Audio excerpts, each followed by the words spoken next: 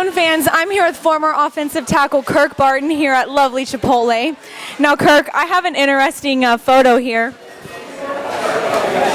Do you want to explain to our viewers what this is all about? This is from a little post-game press conference after we beat Michigan in 2006. It was a 1-versus-2 game, and I got a little too excited, and I brought our little victory cigar up into the press box. I got in a little bit of trouble for that, but thankfully Coach Tress let me live, and I'm still here to smile another day. That's my favorite photo, so I just look at it for a little bit. But thanks for bringing that in. So, I mean, you already pretty much knew that you were going to beat Michigan since you brought in that cigar. Oh yeah, there was.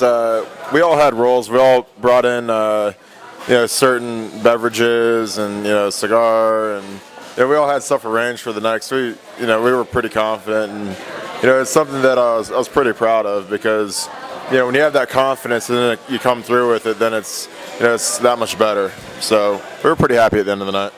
And you are the only player in OSU history to ever start and beat Michigan every time you played. How does that make you feel? It's good, but I mean, this year we have a few guys up for it because Cameron Hayward, he's going to be a 4-year starter, so hopefully he'll be joining. Actually, Adrian Trapasso got it last year, for a punter, but I'm excited. It's kind of a statement to how great Coach Tressell's been and the staff's been because it's something that never happened in the history of the rivalry, and now it's happening with some regularity. So what do you think is going on up there in Michigan? Why do you think their program is struggling so hard?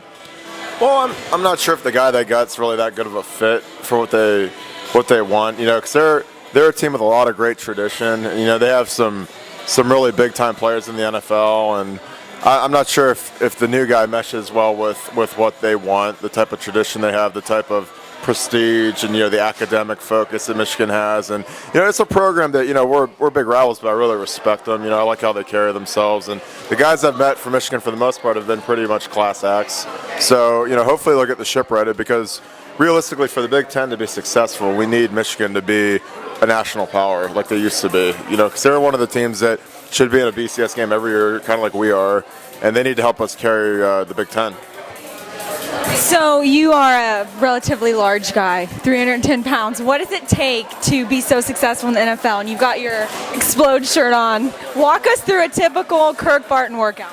Well, a thing that really separates a lot of linemen, I think, is your cardio, your gas. I stress to these guys never to be outworked, never to be tired on the football field. So you got to put in a lot of work on the Stairmaster, the Stairmill, the treadmill. Doing position work. Obviously weight training is really important, but range of motion, explosive movements are things you really got to train hard for, and you got to take care of your body too. So you got to take, a good multivitamin, a good joint lubricant, good protein. Because your body's a vehicle, and you got to put the premium fuel in it, or else it's going to be breaking down constantly. And I stress that to these young guys. I'm going to go work out with Mike Adams right now, and any other of the young guys that want to come in with me, they're welcome to. And I try to give them all the knowledge I've gained in the NFL so far. Speaking of the NFL, what has been the most surprising thing about it to you? Oh man, well, it's not always what you dream of. I mean, my first year was real tough. I mean, I was on 4 different teams, but I was on an active roster every week, but it was just a different team. And sometimes, a fullback getting injured and missing that week's game can, lead you to go to San Francisco. I was with the Miami Dolphins, and Casey Kramer got hurt, and they had to sign a fullback on Friday to play Sunday, and they released me, and they said they're going to bring me back Monday. But when you're a young guy, you have to go through this waivers process. So I'm thinking I'm just going to, they're like, take the weekend off. I'll see you Monday. And then, all of a sudden I get a call from my agent saying the 49ers are going to claim you.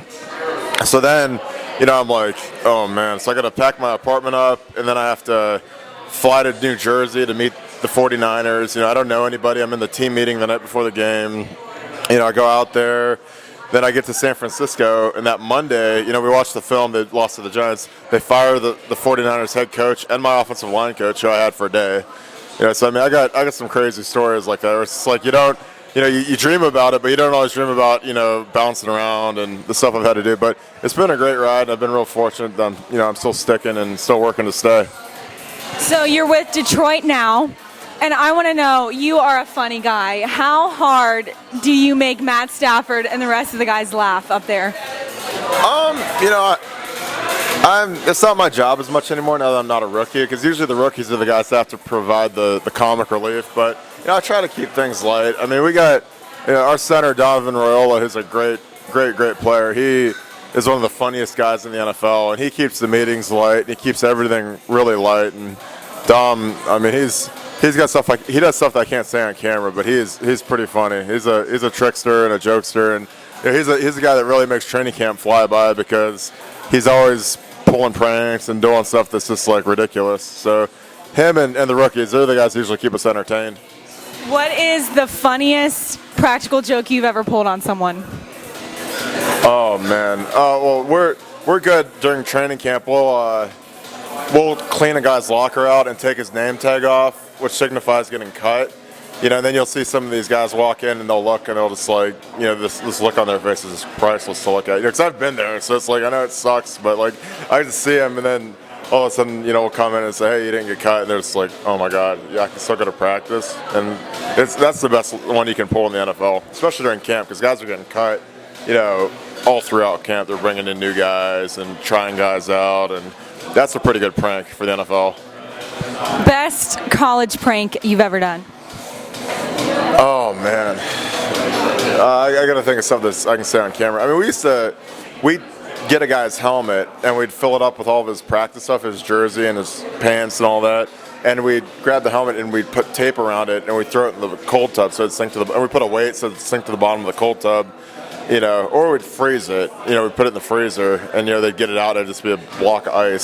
So those ones were pretty good, help pass the time during training camp. Can you think of a player here who maybe didn't take it the way that you thought, kind of flipped out a little bit? No, I mean, not really, because it kind of happens to every freshman. You know, every freshman's going to get the frozen helmet or Flexall in their, you know, in their skivvies or underwear.